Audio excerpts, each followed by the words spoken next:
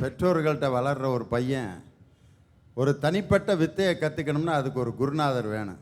ஏதாவது ஒரு பெரிய செயலில் சாதித்தவங்களுக்கெல்லாம் பாருங்கள், கண்டிப்பாக ஒரு குருநாதர் காரணமாக இருந்திருப்பார். மிகப்பெரிய பத்மஸ்ரீ பட்டம் 6 முறை தேசிய விருது வாங்கின நம்ம கேஜே ஜேசுதாஸ், அவருடைய முழு பேர் பார்த்திங்கன்னா கட்டச்சேரி ஜோசப் ஜேசுதாஸ். அவங்க அப்பா பேர் ஜோசப். ஆனால் அந்த ஜோசப்புங்கிற பேர் அவர் எந்த பேட்டியிலையும் சொன்னதில்லை. நான் இவ்வளோ அழகாக பாடுறதுக்கு காரணம் என்னுடைய குருநாதரான செம்பை வைத்தியநாத பாகவதர் அப்படிங்கிற தன்னுடைய குருநாதருடைய பெயரை சொல்லிட்டு தான் எல்லா கச்சேரியிலையும் போய் பாடுவார். அப்படிப்பட்ட ஒரு குரு எல்லாத்துக்கும் முக்கியம். அதே மாதிரி பாருங்கள், ஏஆர் முருகதாஸ்னு ஒரு அருமையான டைரக்டர், இன்றைக்கி தமிழ் டைரக்டர். அவருக்கு இந்தியா முழுவதும் ஒரு மிகப்பெரிய ஆஃபர் இருக்குது அப்படின்னு சொன்னால் நம்ம தமிழ் மண்ணில் பிறந்த ஏஆர் முருகதாஸ் என்ற ஒரு சாதாரண இயக்குனர். அவர் ஒரு பேட்டியில் சொல்கிறாரு, உங்களுக்கு இந்த வித்தையை கற்றுக் கொடுத்தது யார் அப்படின்னு கேட்டதுக்கு அவர் சொல்கிறார், கலைஞர் தொலைக்காட்சியினுடைய நிர்வாக இயக்குனராக இருக்கக்கூடிய அமிர்தம் அவர்கள் கேமராமேனாக இருந்தப்ப, அவரிடம் அசிஸ்டண்ட்டாக இருந்தப்போ தான் நான் திரைப்படத்துறையை பற்றியே தெரிந்து கொண்டேன் அப்படின்னு சொல்லி ஏஆர் முருகதாஸ் அவர்கள் நம்ம இயக்குனர் அமிர்தம் என்ற குருநாதர்கிட்ட நான் வித்தை கற்றுக்கிட்டேன். எந்த டைரக்டர் எந்த ஒரு பாடகரையும் கேளுங்க, ஒரு குருநாதர் வச்சுருப்பாங்க. எஸ்பி பாலசுப்ரமணியம் அன்னைக்கு ஒரு தடவை ஒரு தெலுங்கு பாட்டு ஒரு மேடையில் பாடுறார். எங்கே தமிழ்நாட்டில் சங்கராபரணம் படத்தில் வந்த பாட்டு, சங்கரா நாத சரீராபரா வேத விகாரகரா ஜீவேஸ்வரா மெரிசே மெருபுல முரிசே பெதபுல பரிசல முள்ளுலகா பூலுன்னு பாடுறார். பாடி முடிச்சோன்ன, நீங்கள் இந்த பாட்டை யாருக்கு காணிக்கை செலுத்த விரும்புகிறீர்கள்னு சொன்னோன்னே, எனக்கு குருநாதராக நான் பார்த்து பாடி பழகிய பாலமுரளி கிருஷ்ணா தான் என்னுடைய குருநாதர்னு சொல்லி அந்த பாட்டு முடிஞ்சோன்னே தன்னுடைய குருநாதருக்கு வணக்கம் சொன்னார். அது மாதிரி குரு இல்லாத ஒரு வித்தையை யாரும் கற்றுக்க முடியாது. ரவீந்திரநாத் தாகூர் தன்னுடைய கீதாஞ்சலியில் எழுதியிருக்கார். அவர் பள்ளி மாணவனாக கல்கத்தாவில் சென்ட் சேவியர் ஸ்கூலில் படிச்சுக்கிட்டு இருக்கப்ப பரீட்சை எழுதிக்கிட்டு இருந்திருக்காரு. அப்போ ரொம்ப உடல்நிலை சரியில்லாமல் பரீட்சை அவரால் எழுத முடியல. ரொம்ப சோர்வாக உட்காந்துருக்கிற நேரத்தில் ஃபாதர் அகஸ்டின் ஒரு ஃபாதர் என்ன தம்பி இவ்வளவு சோர்வாக உட்காந்துருக்க, என்ன ஆச்சு அப்படின்னு தோளில் கையை போட்டு அந்த பையனை தட்டி கொடுத்து சுடுதண்ணி கொண்டு வந்து கொடுத்து அவனுக்கு ஒரு மருந்தை கொடுத்து பரீட்சையை நல்லா எழுதுன்ட்டு தோளில் தட்டி கொடுத்தாராம். அதை எங்கே எழுதியிருக்காரு அப்படின்னு சொன்னால், தன்னுடைய கீதாஞ்சலிங்கிற அந்த பாட்டில் எழுதியிருக்காரு. அந்த ஃபாதரை என்ன வார்த்தை சொல்லி வர்ணிச்சிருக்காரு அப்படின்னு சொன்னால், விண்ணிலிருந்து இறங்கி வந்த இறைவன் ஃபாதர் அகஸ்டின் அப்படின்னு எழுதியிருக்கார். காரணம், நான் சோர்வடைந்த நேரத்தில் என் தோளிலே கை போட்டு எனக்கு ஆறுதல் சொன்ன அந்த ஆசிரியர் தான் விண்ணிலிருந்து இறங்கி வந்த இறைவன் அப்படின்னு ரவீந்திரநாத் தாகூர் ஒரு ஆசிரியரை சொல்லியிருக்காரு அப்படின்னு சொன்னால், ஆசிரியர்களுடைய மகத்துவம் இதுதான். இளைஞர்களுடைய வாழ்க்கையை தீர்மானிப்பவர்கள் பெற்றோர்களா, ஆசிரியர்களா, ஆட்சியாளர்கள்? பிறகு அண்ணா இருக்கிறார். பிறகு அண்ணா ஒரு பேராசிரியர் மட்டும்தான். பிறகு அண்ணா பேராசிரியர் இருக்கும் பொழுது அவரை போய் கூப்பிடுறாங்க, நீங்கள் அரசியலுக்கு வரணும், நீங்கள் உங்களுடைய திறமைக்கு நீங்கள் அரசியலை தான் சாதிக்க முடியும் அப்படின்னு சொல்கிறாங்க அண்ணா. அண்ணா பிறகு யோசிச்சுட்டு கடைசியாக ஆட்சியாளர் அரசியலில் வர்றாரு. மிகப்பெரிய ஒரு ஆட்சியாளராக வர்றாரு. அப்படி பேரறிஞர் அண்ணா பேராசிரியராக இருந்திருந்தார்னா இப்போ உங்கள் யாருக்குமே பேரறிஞர் அண்ணாவை தெரிஞ்சிருக்காது, தமிழ்நாடை தெரிஞ்சிருக்காது, தமிழ் தெரிஞ்சிருக்காது, போராட்டங்களும் தெரிஞ்சிருக்காது. அடுத்து ஏபிஜே அப்துல் கலாம். ஏபிஜே அப்துல் கலாம்ங்கிற ஒரு விஞ்ஞானி மட்டும்தான் உங்களுக்கு தெரியும். ஏபிஜே அப்துல் கலாமை குடியரசுத் தலைவராக்கியது ஆட்சியாளர்கள். ஏபிஜே அப்துல் கலாமை மிகவும் போற்றியது ஆட்சியாளர்கள். ஏபிஜே அப்துல் கலாமை இன்று வரையிலும் உங்களுக்கு ஞாபகம் வச்சிருக்கிறது காரணம் ஆட்சியாளராக நாங்கள் மட்டும்தான். ஐயா, ஆட்சியாளர்கள்னா அப்துல் கலாமே உங்களுக்கு அறிமுகப்படுத்தியிருக்க மாட்டாங்க. ஒரு தாய் தன்னோட பிள்ளையை பார்த்து பாட்டு பாடுறாங்க. வெள்ளை மனம் கொண்ட பிள்ளை ஒன்று வேடிக்கை காட்டுது தூக்கம் இன்றி, முல்லை சரமே செல்ல கிழியே கண்மூடி தூங்கம்மா, கண்மூடி தூங்கம்மா. ஆராரோ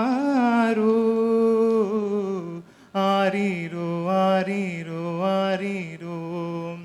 காற்றடிக்குது மழையும் கொட்டுது ஓலை குடிசையிலே, இங்கு கட்டிலும் இல்லை மெத்தையும் இல்லை, உனக்கோ தூக்கம் இல்லை. காசும் இல்லை படிப்பும் இல்லை, அன்புக்கு பஞ்சமில்லை, உன்னை காலம் இங்கு அனுப்பி வைத்த கணக்கும் புரியவில்லை. வெள்ளை மனம் கொண்ட பிள்ளை ஒன்று வேடிக்கை காட்டுது தூக்கம் இன்றி. முல்லை சரமே செல்ல கிழியே கண்மூடி தூங்கம்மா, கண்மூடி தூங்கம்மா. ஆராரோ ஆரீரோ ஆரீரோ ஆரீரோ வாரீரோ ஆரீரோ ஆரீரோ. உனக்கு பிறக்க போகிற பிள்ளை கொடுத்து வச்ச பிள்ளையா இருக்குங்க. என்ன அழகா தாலாட்டு பாடுற. ஆனால் தாலாட்டு பாடுறதுக்கு இப்போ நீ நின்ன பொசிஷன் ஓகே, கரெக்டாக இருந்துச்சு. இந்த பாட்டு எப்படிப்பட்ட பாட்டு தெரியுமா? 10ஆம் பசலிங்கிற படத்தில் பாலச்சந்தரோட டைரக்ஷனில் வந்த படம். அதில் நாகேஷ் வந்து ஒரு ரொம்ப கஷ்டத்தில் தற்கொலை பண்ணிக்க போவார். அந்த நேரத்தில் ஒரு பணக்கார வீட்டிலேருந்து ஒரு பெண் குழந்தை ஒடியாந்துறான். அந்த குழந்தைய எடுத்து தன்னுடைய குடிசை வீட்டுக்கு கொண்டு போகிற நேரத்தில் தற்கொலை எண்ணத்தை மாற்றிடுவார்.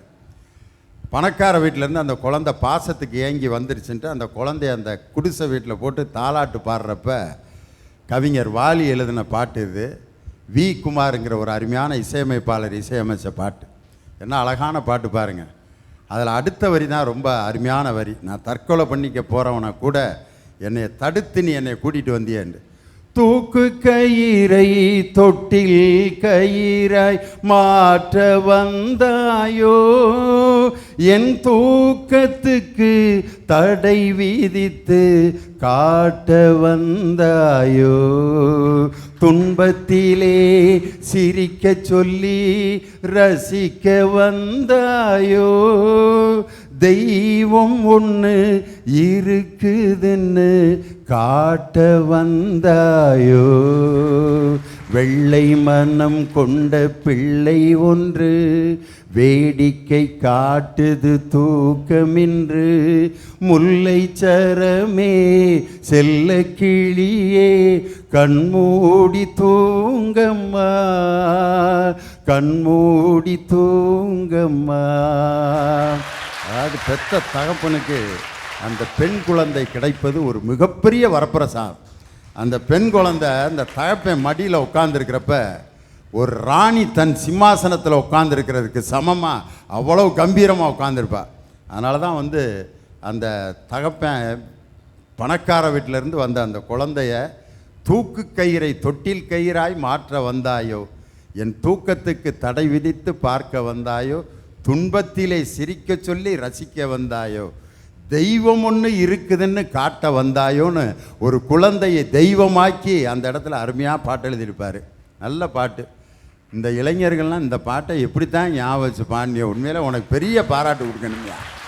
எல்லாம் இப்போ என்ன பாட்டில் இருக்காங்க, டசக்கு டசக்கு டசக்கு டசக்கு டசக்கு டன்டன், டசக்கு டசக்கு டசக்கு டசக்கு டசக்கு டன்டன் அப்படிங்க. அந்த லிஸ்ட்டில் இருக்கவன் வெள்ளை மனம் கொண்ட பிள்ளை ஒன்றை பாடுறான்னா உண்மையிலே உன்னை பாராட்டனா. காரைக்காலில் இப்படி ஒரு நல்ல சிந்தனை உள்ளவனா ஆச்சரியமாக இருக்கு. எனக்கு 20 வயசு ஆகுதியா.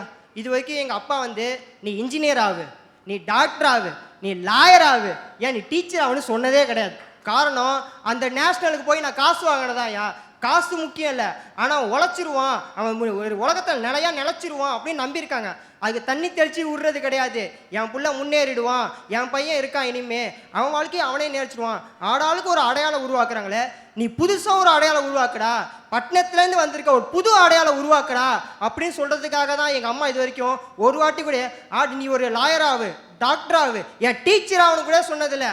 அப்போ எங்கள் முன்னேற்றத்தை தடையாக இருந்தது டீச்சர். அந்த முன்னேற்றத்தை திருப்பி ஆரம்பிச்சு விட்டது எங்கள் பெற்றோர் தான். ஐயா ஒரு பாட்டு, அன்னையிடம் நீ அன்பை வாங்கலாம், தந்தையிடம் நீ அறிவை வாங்கலாம். இரண்டும் இருந்தால் பெயரை வாங்கலாம், பெயரை வாங்கினால் ஊரே வாங்கலாம். இங்க ஆசிரியருக்கு வேலை இல்லை, ஆட்சியாளருக்கும் வேலை இல்லை. அப்பாவோ அம்மாவோ மட்டும்தான் இருக்காங்க. ஐயா, நீங்க ஒரு ஆட்சியாளரை கையில வச்சிருந்தா அந்த தெருவை ஆளலாம். காரணம், என் பின்னாடி அந்த ஆட்சியாளர் இருக்காங்க, எனக்கு முக்கியத்துவம் கொடுப்பாங்கன்னு. நீங்க ஒரு ஆசிரியரை கையில வச்சிருந்தா அந்த கிளாஸை ஆளலாம். காரணம், எனக்கு இந்த ஆசிரியர் பின்னாடி இருக்காங்க, அந்த கிளாஸை முக்கியத்துவம். நீங்க உங்க அப்பா அம்மாவை கையில வச்சு பாருங்க, அந்த உலகத்தையே ஆளலாம். காரணம், உங்க அப்பா அம்மா பின்னாடி இருப்பாங்க. A mother can take a place of anyone, but no one take her place. இதுக்கு என்ன தெரியுமா அர்த்தம்? ஒரு அம்மா நினைச்சா யாரோட கதாபாத்திரமா வேணா மாறி பேசலாம். ஆனா யார் நினைச்சாலும் ஒரு அம்மாவோட கதாபாத்திரமா மாற முடியுமா? Politician are the poison, not the antidote. இது சொன்னது யார் தெரியுமாயா?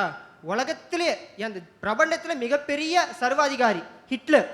அதாவது அரசியல்வாதிங்கிறவங்க ஒரு பாய்சன், மாற்று மருந்தா என்னைக்குமே இருக்க முடியாது. உங்களோட கஷ்டத்தை நீங்க தான் தீர்த்திக்கணும். அவங்கள்ட்ட போனா அவங்க கஷ்டம் தான் அதிகமாகும்னு சொல்லி வச்சது ஹிட்லர் தான்.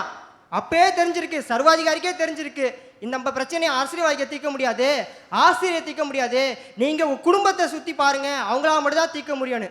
ஐயா, நீங்க ஆசிரியர் தானே? 30 வருஷம் வாத்தியார் வேலை பார்த்தவனை போய் இப்போ கேட்குறாரு ஆசிரியர் தானே. அதில் உங்களுக்கு சந்தேகம் இல்லையா? இல்லை. நல்லா இல்லை. உங்களுக்கு பையன் இருக்காங்களா, குழந்தைங்க இருக்காங்களா? இருக்காங்க. நீங்கள் வீட்டுக்கு போகும்போது அந்த பையனுக்கு முன்னேற்றத்துக்கு பெற்றோராக பார்ப்பீங்களா இல்லை ஆசிரியராக பார்ப்பீங்களா? வீட்டுக்கு போனால் நான் பெற்றோராக தாயா இருக்கணும் என் பிள்ளைகளுக்கு. அதே புள்ள ஸ்கூலில் படிக்குது, நீங்கள் ஆசிரியராக பார்ப்பீங்க. வீட்டுக்கு வந்ததுக்கப்புறம் நான் என்ன சொல்லி கொடுத்தேன் திருப்பி படின்னு ஒரு பெற்றோராக தான் பார்ப்பீங்க. இப்போ நான் இங்கே பார்த்து கேட்குறேன், எந்த ஒரு ஆசிரியரோ எந்த ஒரு ஆட்சியாளரோ வீட்டுக்கு போனால் பெற்றோராக நீங்கள் பிள்ளைய பார்ப்பீங்களா இல்லை ஆட்சியாளராக பார்ப்பீங்களா இல்லை ஆசிரியராக பார்ப்பீங்களா? இப்போ சப்போஸ் ஆசிரியராக பார்க்குறேன் வச்சிங்க, நீங்கள் போய் பெற்றோர் உங்கள் பிள்ளைங்கிட்ட போய் பேசுகிறீங்க, ஆசிரியராக பேசுகிறீங்க, எப்பா படிச்சிட்டியாப்பா, அடுத்த பீரியட்னா பெல் அடிச்சோன்னா பக்கத்துக்கு ஓடி போயிடும் பையன். காரணம் ஆசிரியராக இருக்காங்க. இதே ஆட்சியாளராக இருந்தால் தலைவர் வாழ்க அப்படின்ட்டு உட்காந்துரும், காரணம் ஆட்சியாளர். இதே பெற்றோராக இருந்தால் எவ்வளோ அடித்தா மடியில் வந்து உட்காந்து பேசும், காரணம் பெற்றோர். அப்போ தெரியும் பெற்றோர் தான் முன்னேற்றத்தை தீர்மானிக்கிறாங்கன்னு. ஒரு தாய்க்கு ஒரு முறைதான் பிரசவ வலி, ஆனால் ஆசிரியர்களுக்கு ஒவ்வொரு வருடமும் 60 முறை பிரசவ வலி. எல்லா தாயும் தன் குழந்தைகளுக்கு தாய்ப்பாலை மட்டுமே கொடுப்பார்கள், ஆனால் ஆசிரியர்களாக மட்டுமே அறிவுப்பாலை ஊட்டி வளர்க்க முடியும். உதிரத்தின் கருவறையில் நானோ 10 மாதம், வகுப்பறையில் 10 ஆண்டுக்கு மேல் நெஞ்சில் சுமந்தரும் சிற்பிகள் என் ஆசான். ஐயா, உலகில் 2 புனிதமான இடங்கள் உண்டு. ஒன்று தாயின் கருவறை, இன்னொன்று ஆசிரியரின் வகுப்பறை. தாயின் கருவறையில் ஒருவன் உயிரை பெறுகிறான், ஆசிரியரின் வகுப்பறையில் ஒருவன் அறிவை பெறுகிறான். சாக்ரட்டிஸ் மாணவன் பிளாட்டோ, பிளாட்டோ மாணவன் அரிஸ்டாட்டில், அரிஸ்டாட்டில் மாணவன் the great Alexander. To conquer the entire world, உலகத்தையே தன் ஆட்சிக்கு கீழ் கொண்டு வர வேண்டும் என எண்ணி வெற்றியும் பெற்றவர். அவரிடம் சென்று கேட்டனர், உன்னால் எப்படி இந்த உலகத்தையே பிடிக்க முடிந்தது? அதுக்கு அவர் கூறிய பதில் என்ன தெரியுமா நடுவரே? நான் இந்த உலகத்துக்கு வந்த காரணம் என் பெற்றோர், உலகம் என்னிடம் வந்தது காரணம் என் ஆசிரியர் என்று கூறினார். படிக்க வேண்டும், படிக்க வேண்டும், படித்து தெளிவு பெற வேண்டும், தெளிவு பெற்று அதன்படி நடக்க வேண்டும், அதை சுற்றி உள்ளவர்களுக்கு கற்பிக்க வேண்டும். இதுவே சர்வப்பள்ளி ராதாகிருஷ்ணனின் உரிய கருத்து. இவ்வளவு ஏன், முன்னாள் ஜனாதிபதி ஆபிரகாம் லிங்கனே தன் மகனை நற்குணத்தை கற்றுத்தர வேண்டும் என்று ஆசிரியருக்கு தானே கடிதமே எழுதினாரு. அண்ணன், நீங்கள் சொன்னீங்களே நான் 10th நேஷ்னல் போனேன், அது செலக்ட் ஆகாததுக்கு காரணம் என் ஆசிரியர்னு. நான் 4வது நேஷ்னல் போனேன், அதுக்கு காரணம் என் ஆசிரியர். இனிமேலும் நான் ஒன்று போட போகிறேன் அக்டோபரில், அதுக்கும் காரணம் என் ஆசிரியர் தான். புல்வெளி தாங்கி நிற்கும் பனித்துளி போல தவறுகளை திருத்தி தண்டனைகளை குறைத்து கல்வி தந்து மாணவர்கள் தடுமாறாமல் தாங்கி நிற்கும் ஒரே ஜீவன் ஆசிரியர்கள். என் ஆசிரியர் கையெடுத்து வணங்குகிறேன், நன்றியோடு நினைத்து பார்க்கின்றேன். நான் வாழ, நான் முன்னேற எனக்காக உழைத்தவர்கள், நான் இன்று இன்பம் காண அன்றே துன்பம் பெற்றவர்கள், என் இளம் வயதில் காணும் நடமாடும் தெய்வங்கள் என் ஆசிரியர்கள். அண்ணன், ஆசிரியர்னு சொன்னீங்க, ஆசிரியருக்கு எத்தனை உயிரெழுத்துக்கள், எத்தனை மெய்யெழுத்துக்கள், எத்தனை உயிர்மெய் எழுத்துக்கள்னு சொல்லி கொடுத்ததே எங்கள் ஆசிரியர் தான். அதாவது ஐயா, 1000 ஆசிரியர் ஆனாலும் நோக்கம் லட்சியம் ஒன்றுதானே. என் மாணவன் முன்னேற வேண்டும், வெற்றி பெற வேண்டும். ஆஹா, இன்று வரையிலும் இனிமேலும் நாங்கள் காணும் வெற்றிகளுக்கு உரியவர்கள் நீங்கள் தானே. நாங்கள் பரீட்சை எழுத நீங்கள் அல்லவா படித்தீர்கள், நாங்கள் வெற்றி பெற நீங்கள் அல்லவா உழைத்தீர்கள். கல்லும் உடையாமல் சிலையும் சிதறாமல் எங்களை செதுக்கிய சிற்பி அல்லவா நீங்கள். மழையின் அருமை தெரியாமல் மலையை கண்டு ஓடுவர் போல உங்களை கண்டு ஓடினோம். மழையின் அருமை கோடையில் தான் தெரியும், அதை போன்று உங்களின் அருமை இப்போது உணர்கின்றோம். பெற்றோர் பெற்றோர்னு சொல்லியிருக்கிறீர்களே, அதுக்கு நான் தனை வழங்குகிறேன். அன்று என் தாய் ஆசான் கையால் கொட்டு வாங்கியிருந்தால் இன்று ஒரு ஃபார்ம் ஃபில்அப் பண்ண தெரியாமல் கூனி குறுகி கண்ணீர் சிந்த தேவையில்லை. கல்லிலே நான் படித்தாலும் கனித்தமிழே உன்னை நான் மறவேன், முள்ளிலே நான் படித்தாலும் முத்தமிழே உன்னை நான் மறவேன். போகும் இடமெல்லாம் சிறப்பு, தமிழே என் உயிர் மூச்சு. என்னை இந்தளவு உயர்த்த எல்லா குருவுக்கும் மனநிறைவுடன் நன்றி தெரிவித்துக் கொள்கிறேன். இங்க பெத்தவங்கன்னு உக்காந்துக்கிட்டு இருக்கீங்கல்ல, உங்களெல்லாம் பார்த்து ஒரு கேள்வி கேட்குறேன். நீங்களாம் படித்தவங்க தானே, படிச்சுட்டு தானே இந்த மேடை ஏறி இருக்கீங்க. இங்கே ஆசிரியர்னு உட்காந்துக்கிட்டு இருக்கீங்களே, நீங்களும் படித்தவங்க தானே. அந்த படிப்புக்கு உண்ணா போட்டதே எங்கள் ஆட்சியாளன்தான். அதுக்கு ஒரு உதாரணம் சொல்கிறேன்.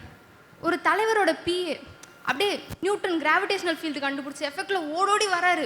ஓடோடி வந்துட்டு, ஐயா நான் கண்டுபிடிச்சிட்டேன் ஐயா அப்படிங்கிறாரு. அதுக்கு அவர் கேட்குறாரு, என்னப்பா புதுசாக கண்டுபிடிச்ச, நம்ம இந்த தேர்தலில் ஜெயிச்சிடலாம் ஐயா அப்படிங்கிறார். என்னப்பா சொல்ல வர, ஒரு 2 லட்ச ரூபா இருந்தால் போதுங்கய்யா, அந்த 2 லட்ச ரூபா வச்சு நீங்கள் என்னென்னலாம் செஞ்சீங்களோ அதெல்லாம் வச்சு நம்ம ஒரு படமாக்கி நம்ம இந்த தேர்தலில் ஜெயிச்சிடலாம் அப்படிங்கிறாரு. அந்த தலைவர் அதே எஃபெக்டில், அடேங்கப்பா அந்த 2 லட்ச ரூபா இருந்த காசில் நான் 4 பள்ளியிடவும் கட்டிடுவேனேங்கிறாரு. அது வேற யாரும் இல்லை, கல்விக்கண் பிறந்த வள்ளல், படிக்காத மேதை, கர்ம வீரர் காமராசர் தாங்கய்யா. அந்த மாதிரி மனுஷன் வாழ்ந்த பூமியில் நின்றுக்கிட்டு இளைஞர்களோட முன்னேற்றத்துக்கு காரணம் அம்மா அப்பா ஆசிரியர்னு சொல்கிறதுக்கு உங்களெலாம் எப்படியா மனசு வருது? இங்கே நம்ம எல்லாருக்கும் ஒருத்தவங்க இருந்தாங்க, அவங்களுக்கு மருத்துவ படிப்பு படிக்கணும் அப்படின்றது ரொம்ப ஆசை. அந்த காலத்தில் என்ன ஆச்சுன்னா, இந்த மாதிரி சமஸ்கிருதம் படித்தாதான் மருத்துவ படிப்பு படிக்கணும் அப்படின்ட்டு சொல்லிட்டாங்க. சரி, அதுக்காக அவங்களுக்கு அந்த ரொம்ப ஆசைன்றதுனால அதையும் கற்றுக்கிட்டாங்க, சமஸ்கிருதமும் கற்றுக்கிட்டு போய் படிப்பை உட்காந்தாங்க. அந்த காலத்தில் ஆணும் பெண்ணும் சரிசமாக உட்காந்து படிக்கக்கூடாதான். அதனால் ஒரு திரை போட்டு உட்காந்து படித்தாங்க. திரை போட்டு உட்காந்து படித்தவங்க தான் அவங்க, வேறு யாரும் இல்லை, இந்தியாவோட முதல் பெண் டாக்டர் முத்துலட்சுமி ரெட்டி. அந்த மாதிரி நிலைமை இந்த காலத்தில் எந்த பொண்ணுக்காவது இருக்கா? அந்த நிலைமை இப்போ இல்லாத இருக்கிறதுக்கு காரணம் யாருங்க? என் ஆட்சியாளன் தானே. அவங்களும் ஒரு ஆட்சியாளனா இருந்து அந்த தேவதாசின்ற ஒரு அமைப்பையே எடுத்தாங்கல்ல. இந்த மாதிரி ஒரு பூமியில் வாழ்ந்துட்டு ஆட்சியாளன்னு சொல்கிறதுக்கு நான் பெருமைப்படுறேன்யா அப்படின்னு சொல்லி விடைபெறுகிறேன். ஒருத்தவங்க வெற்றி பெற்றதுக்கு பின்னாடி கை தட்டுறவங்க எத்தனையோ பேர் இருப்பாங்கய்யா. ஆனா அதே சமயம் நான் தோத்துட்டேன்னு வச்சுக்கோங்களேன், இதால ஜெயிக்க முடியல, இது இங்க பேசுது பாருன்னு கேலி பண்றவங்களும் இருப்பாங்கய்யா. இதே நீ தப்பாவே செஞ்சாலும் ரைட்டாவே செஞ்சாலும் நீ தோத்தே போனாலும் அந்த இடத்துல உனக்கு தோள் தட்டி கொடுக்கறது தன்னோட ஆசிரியராதாயா இருப்பாங்க. செல்வத்துள் செல்வம் செவிச்செல்வம் அச்செல்வம் செல்வத்துள் எல்லாம் தலையினது வள்ளுவன் சொன்ன வாக்கு. இதை செல்வத்திலேயே சிறந்த செல்வமா எதையா இருக்கு? ஒரு கல்வி தான் இருக்கு. அந்த கல்வி செல்வத்திலேயே மேலான செல்வம் கல்விங்கிறோயா. அந்த கல்வியை நம்ம எந்த விஷயத்துல பயன்படுத்திக்கிறோன்றது தன்னை ஒரு மாணவன் கிட்டதாயா இருக்கு. ஒரு ஆசிரியர் இருக்காங்க, உனக்கு இவ்வளவுதான் சொல்லித்தர முடியும், உனக்கு இவ்வளவுதான் சொல்லித்தர முடியுமானையா சொல்றாங்க? இல்லையே. எல்லா மாணவனுக்கும் ஒரு பாடத்தை அள்ளிதாயா கொடுக்குறாங்க. எந்த ஒரு ஆசிரியரும் ஒரு மாணவனுக்கு கிள்ளி கொடுத்ததா சரித்திரமே இல்லையா. அதை எடுத்துக்காத ஒரு மாணவனோட கையிலையா தான் இருக்கு. நம்ம காலையில வீட்டில் 9 மணிக்கு கிளம்பி சாயந்தரம் 4:30 மணிக்கு வீட்டுக்கு போற வரைக்கும் நம்ம பள்ளிக்கூடத்துலயோ கல்லூரியில தான் இருக்கோம். அந்த நேரத்தில் நம்ம பத்திரமா இருப்போம்னு நம்மள நம்பிக்கையோ விட்டுட்டு போறாங்களே நம்ம பெத்தவங்க, யாரை நம்பியா விட்டுட்டு போறாங்க? ஒரு ஆசிரியரை நம்பிதான் விட்டுட்டு போறாங்க. அந்த இடத்துல ஒரு பெத்தவங்களோட நிலையில ஒரு ஆசிரியர் இருக்காங்கயா. அந்த ஆசிரியர்னு ஒருத்தவங்க இருக்கிறதுனால தான் பெத்தவங்க நம்ம தைரியமா, நம்ம பொண்ணு போய் நல்லா படிச்சுட்டு வரோம், நம்ம பையன் நல்லா